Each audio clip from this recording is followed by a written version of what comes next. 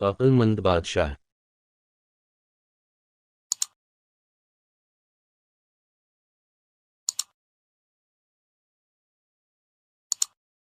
ایک ملک کا حکمران بنانے کا طریقہ بہت انوکھا تھا۔ وہ ہر سال کے پہلے دن اپنا بادشاہ بدل لیتے تھے۔ سال کے آخری دن جو بھی سب سے پہلے ملک کی حدود میں داخل ہوتا تو اسے نیا بادشاہ منتخب کر لیتے تھے، اور موجودہ بادشاہ کو علاقہ غیر یعنی ایسی جگہ چھوڑاتے جہاں صرف سانپ بچھو تھے اور کھانے پینے کے لیے کچھ بھی نہ تھا۔ اگر وہ سانپ بچھوؤں سے کسی نہ کسی طرح بچ جاتا تو بھوک پیاس سے مر جاتا۔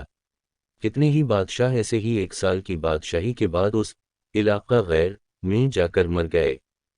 اس دفعہ شہر میں داخل ہونے والا نوجوان کسی دور دراز کے علاقے کا لگ رہا تھا۔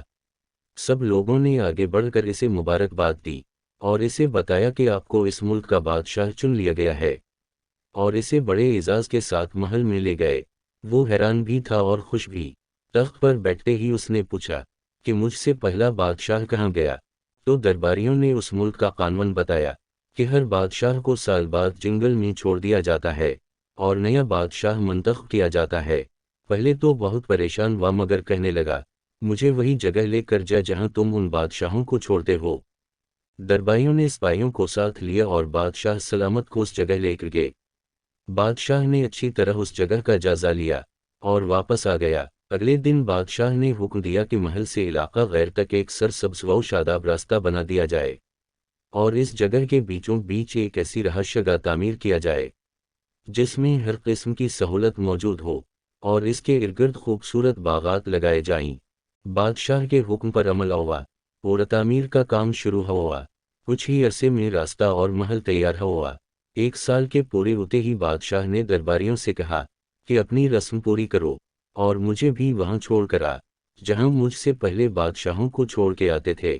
درباریوں نے کہا کہ بادشاہ سلامت، اس سال سے یہ رسم ختم ہوگی کیونکہ ہمیں ایک عقل مند بادشاہ مل گیا ہے، اور تو ہم بیوقوفوں بادشاہوں کو چھوڑ کر آتے تھے جو 1 سال کی بادشاہی کے مزے میں باقی کی زندگی کو بھول جاتے اور اپنے لیے کوئی انتظام نہ کرتے۔ لیکن آپ عقل مندی کا مظاہرہ کیا، کہوانے والے وقت کا خیال رکھا اور عمدہ بندوبست فرما لیا۔ ہمیں ایسے ہی عقل مند بادشاہ کی ضرورت تھی۔ اب آپ آرام سے ساری زندگی ہم پر حکومت کریں۔ اس انوکھے ملک کا نام دنیا ہے، وہ نیا بادشاہ میں اور آپ ہیں، اور علاقہ غیر ہماری قبر ہے۔ اب آپ خود فیصلہ کریں کہ ہم نے کتنی تیاری کی ہے۔ آخرت کے لیے ذرا سوچئے۔